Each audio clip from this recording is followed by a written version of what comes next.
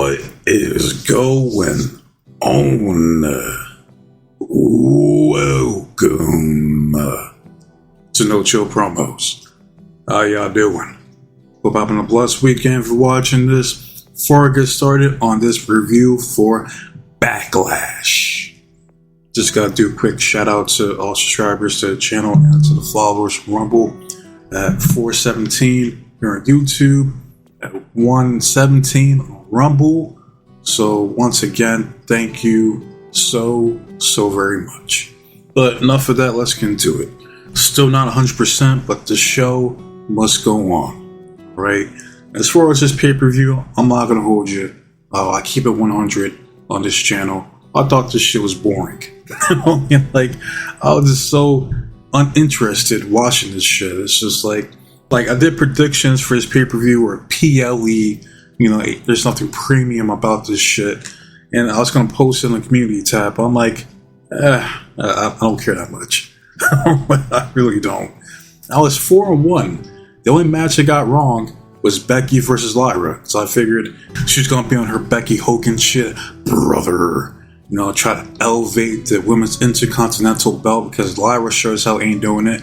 She'd rather chase after the women's tag team titles and defend her intercontinental title at WrestleMania 41. But I digress. We'll get to that here in a bit.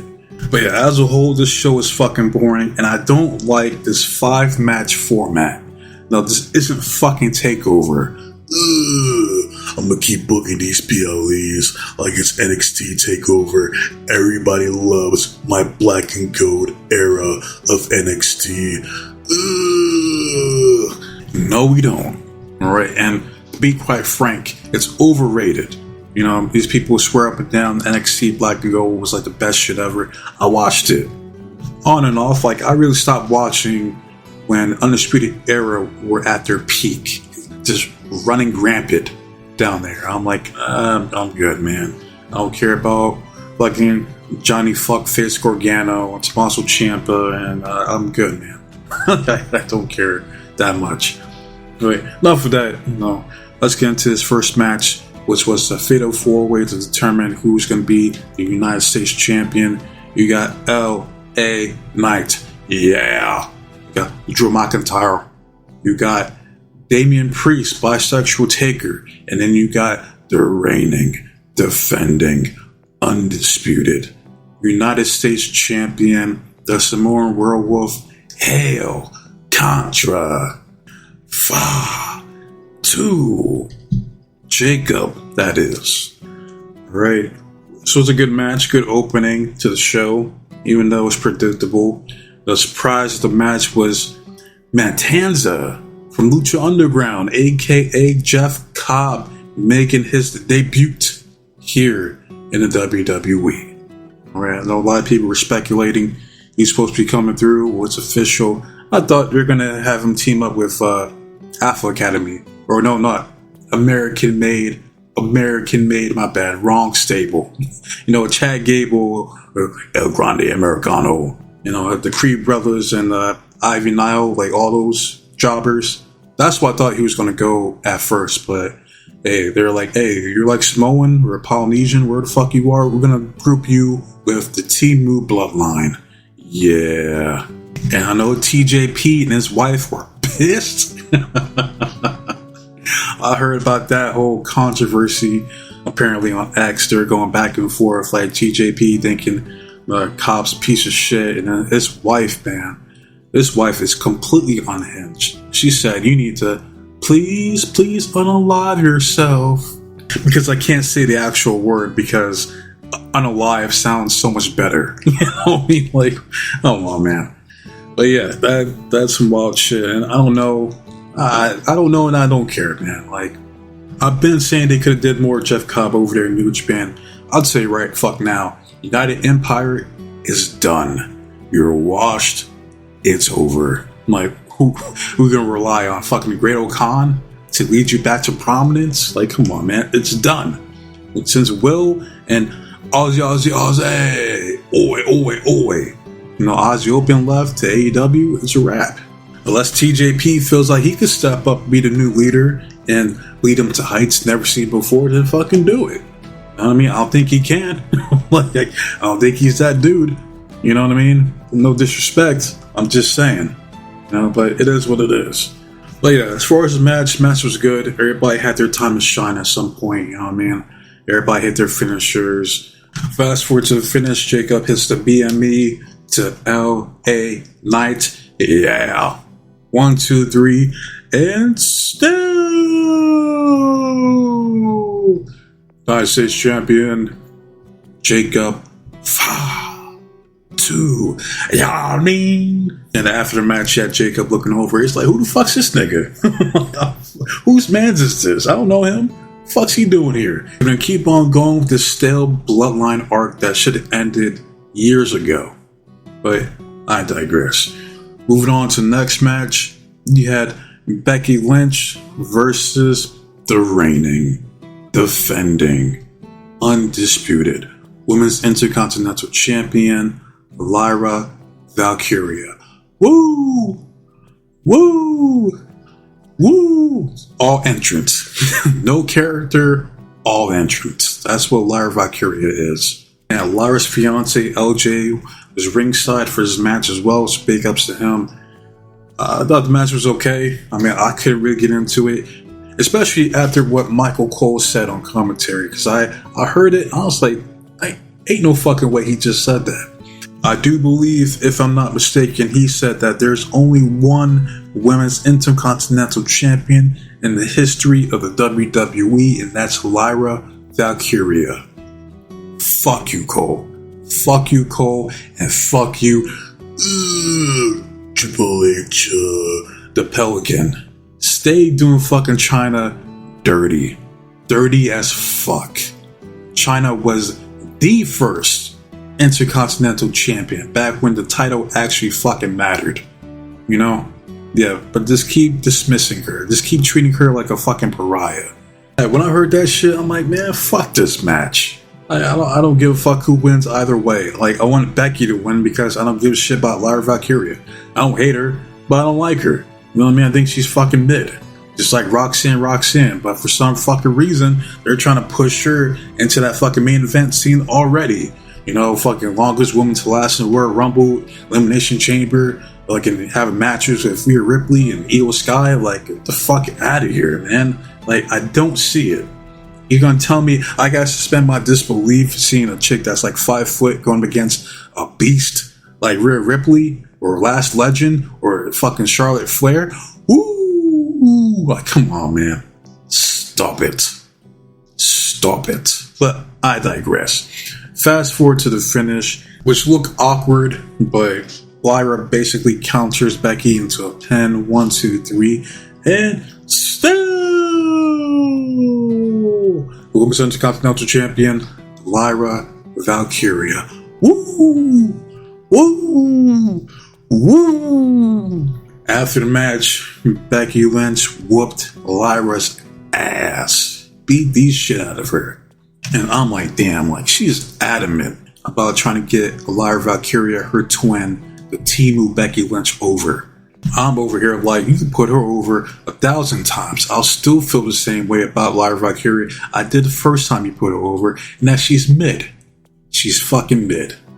Like, just mediocre is what Lyra Valkyria is.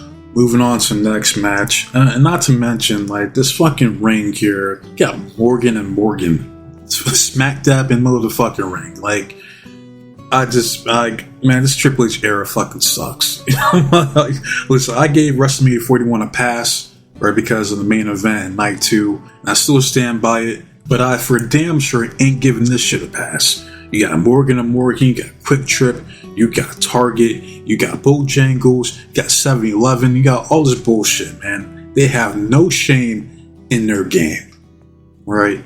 But moving on to the next match, you have Penta Cerro Miedo versus the reigning, defending, undisputed Intercontinental Champion, Dirty Dom, ex-Con Dom, Dominic Mysterio.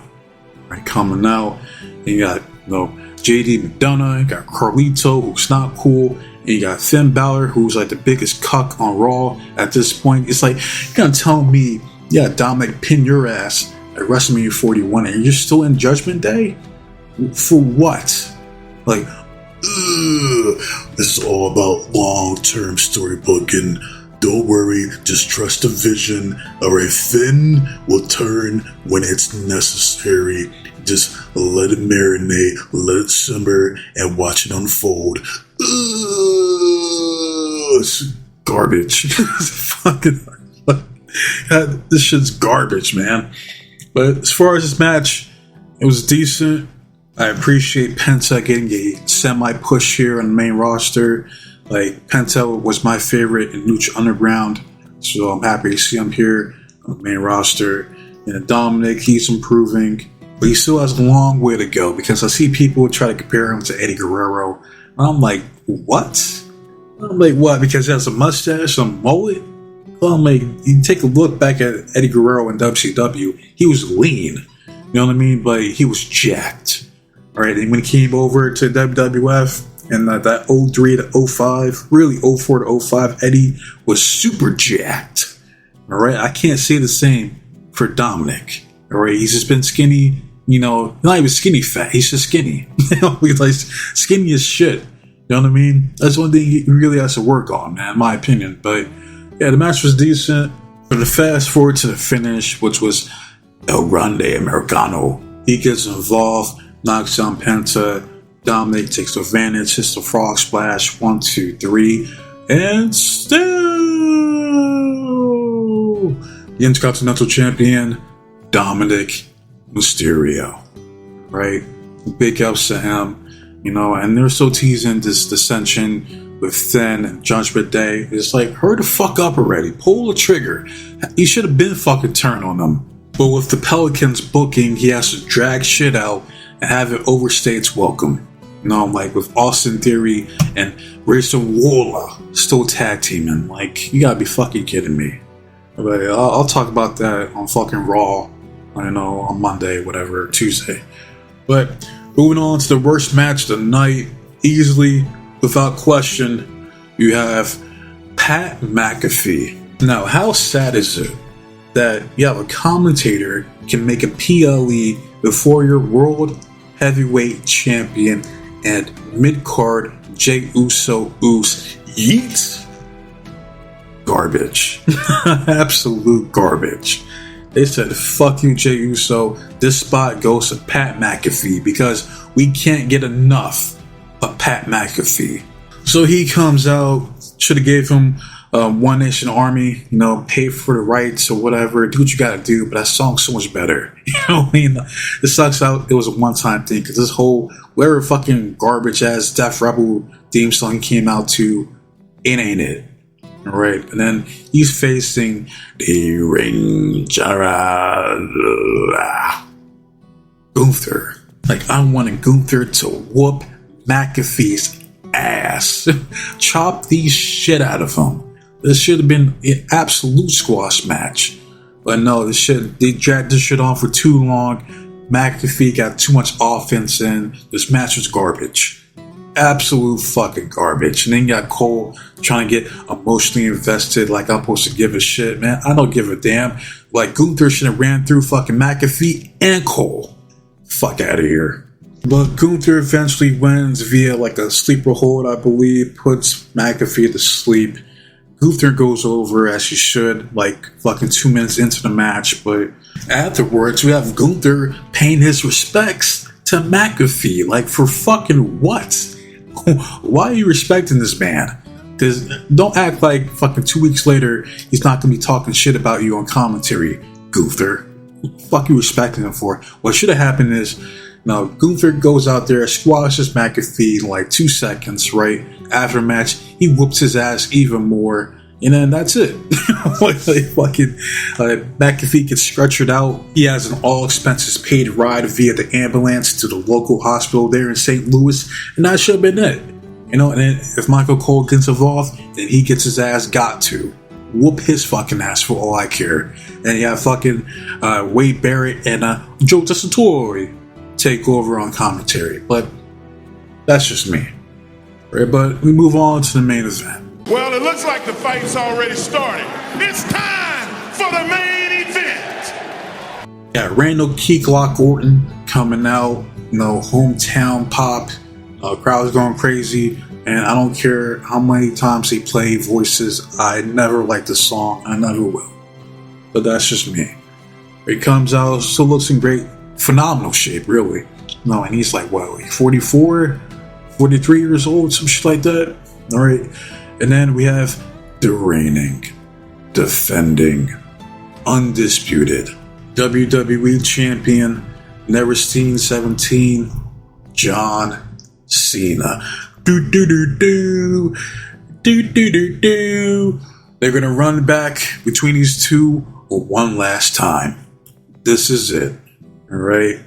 One time for the one time. Now, as far as this match, I couldn't get into it. It's like, I've seen these guys before, fucking countless times. All right, they're not gonna outdo what they've done before already. They tried. I've seen people talking about like, oh, this is way better than the main event at night 2 of WrestleMania 41, and it's like, well, no fucking shit, because you have Orton, who's 10 times better than Cody Rhodes. And I'm not going to get into it because I already talked about it during my review for WrestleMania 41 Night 2. They did a good job fooling people into believing that this was a good match. But it wasn't. At least to me it wasn't. Like I said, I couldn't get into it because there was no possible way Orton was going to go over here on John Cena. Even though I'll be all for it. Would I rather see Orton as champion than John Cena? Abso-fucking-lutely. But here we are. Now, the best part of the match was when John Cena stopped and told the crowd to shoosh. Got people in the audience like, ain't no way he just said that. Tell me he didn't just say that. And we did. He told y'all motherfuckers to shoosh. Like he's Chad Gable. He's on this Chad Gable shit here. Right? But, you got table spots. Even though it wasn't just like a regular title match, but I digress, because you got like fucking 1,000,001 ref bumps, you got spamming finishers, and it's just like, I don't care, man. Fast forward to the finish. Cena hits his new finisher, the low blow. 1, 2, 3, and still